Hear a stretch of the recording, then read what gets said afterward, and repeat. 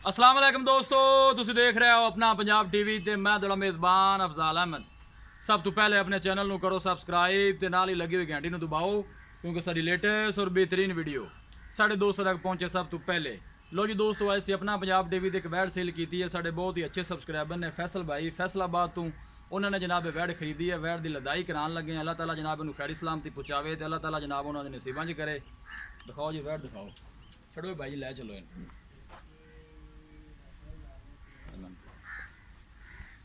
ਕੱਲ ਜਨਾਬ ਇਸ ਜਨਾਬ ਵੈਡ ਦੀ ਨਾ ਵੀਡੀਓ ਲਾਈ ਸੀ ਜਨਾਬ ਕੱਲ YouTube ਤੇ। ਫੈਸਲ ਭਾਈ ਨੇ ਜੀ ਉਹਨਾਂ ਨੇ ਜਨਾਬ ਵੈਡ ਖਰੀਦੀ ਹੈ ਸਾਡੇ ਤੋਂ, ਲਦਾਈ ਕਰਾਉਣ ਲੱਗੇ ਆ। ਕੱਲ ਜਨਾਬ ਇਹਦੀ ਵੀਡੀਓ ਲਾਈ ਸੀ YouTube ਤੇ।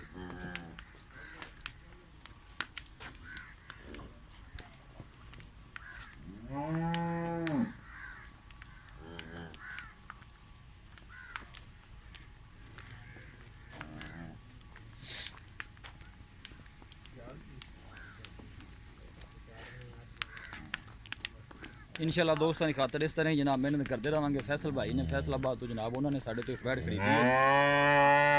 कल जनाब इनकी वीडियो लाई सी यूट्यूब पे। अल्लाह के फजलो करम के नाल अपना पंजाब टीवी की टीम इस तरह ही जनाब मेहनत करती रहेगी।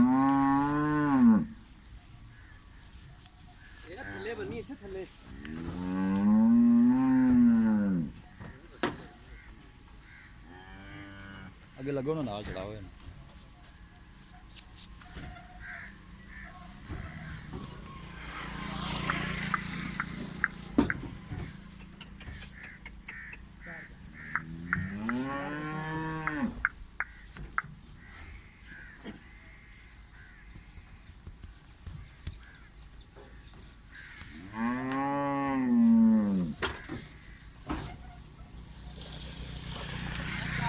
बांह फड़ना इस पास, इन बांह फड़ा दख्त विच कर दे।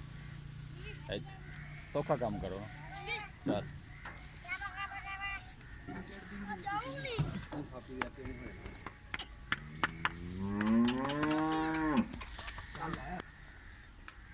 लो जी जनाब लदाई करा दी थी। अल्लाह ताला जनाब इन्हें खैरी सलामती पहुँचावे तो अल्लाह ताला जनाब उन्होंने नसीबा च करे। थोड़ा बार गड्डी नंबर उठा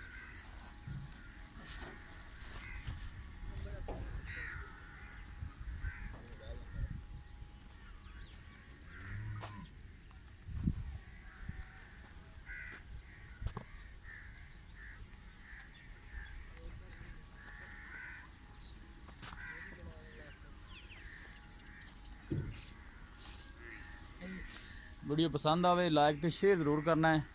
मिलांगे एक अच्छी और लाजवाब वीडियो के नाल। अपने मेज़बान अफजाल अहमद दो इजाज़त। अल्लाह निगहबान।